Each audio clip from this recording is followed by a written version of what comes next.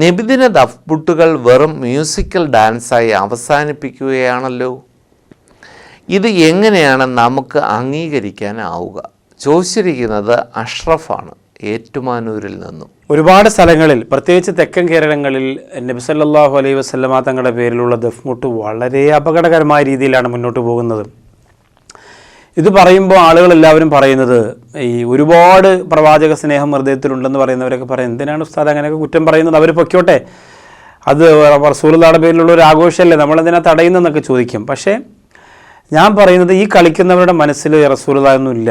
അങ്ങനെ ഉണ്ടെങ്കിൽ അവരങ്ങനെ അത്രയും വലിയ ചാട്ടമൊന്നും ചാടില്ല. നമ്മൾ വെറുതെ അതിനെ സപ്പോർട്ട് ചെയ്ത് ഇഷ്കിൻ്റെ പേരിൽ, സ്നേഹത്തിൻ്റെ പേരിൽ അതിനെ സപ്പോർട്ട് ചെയ്യരുത് എന്നാണ്.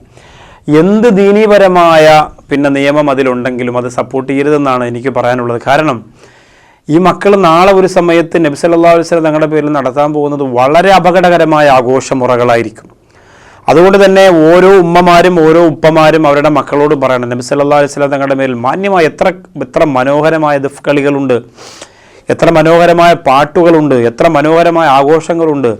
അതിൻ്റെ പേരിൽ ഒരുപാട് മോശത്തരങ്ങൾ കാഴ്ചവെച്ച് യുവാക്കളൊന്നും നമസ്കാരമൊന്നും ഇല്ലാതെ, മുസ്ലിങ്ങളല്ലേ, മുസ്ലിങ്ങളുടെ പേരിട്ട് കൊണ്ട് ചെയ്യുന്നതല്ലേ, അപ്പോൾ പുത്തൻവാദികൾക്ക് വളം വെച്ചു കൊടുക്കലാണ്. നമ്മൾ അതുകൂടി ശ്രദ്ധിക്കണം. നബിദിനം എന്ന് പറയുന്നത് ശരിയല്ല, അവരിങ്ങനെയാണെന്ന് പറയുമ്പോൾ അവരുടെ മുമ്പിലൂടെ അങ്ങനെ തന്നെയാണ് എന്ന് പറഞ്ഞുകൊണ്ട് പോകുന്നതിന് പകരം അതങ്ങനെയല്ല എന്ന് പറഞ്ഞ് വളരെ മനോഹരമായി അദബോടുകൂടി ഭംഗിയായി ആദർശത്തോടുകൂടി നടത്തിയാൽ അവർക്ക് പോലും അതിനോടൊരു മഹബത്ത് ഉണ്ടാവില്ല. ഇത് അങ്ങോട്ടും ഇങ്ങോട്ടൊരു വാശിയായി പോവും. ഈ പുത്തൻവാദികളെല്ലാം നബിദിനം ആഘോഷിച്ചു കഴിഞ്ഞാൽ മറ്റാണെന്ന് പറയുമ്പോൾ ഇവർ ആഘോഷിക്കാൻ വേണ്ടിയിട്ട് പല മോഡൽ കാണിക്കുകയാണ്. ഇത് രണ്ടും വേറൊരു രീതിയിലേക്കുള്ള ഒരു കൊമ്പ് കോർക്കലല്ലാതെ യഥാർത്ഥ പ്രവാചക സ്നേഹം ഹൃദയത്തിലേക്ക് വരുമോ എന്ന് ആലോചിക്കുമ്പോൾ പേടി തോന്നുകയാണ്.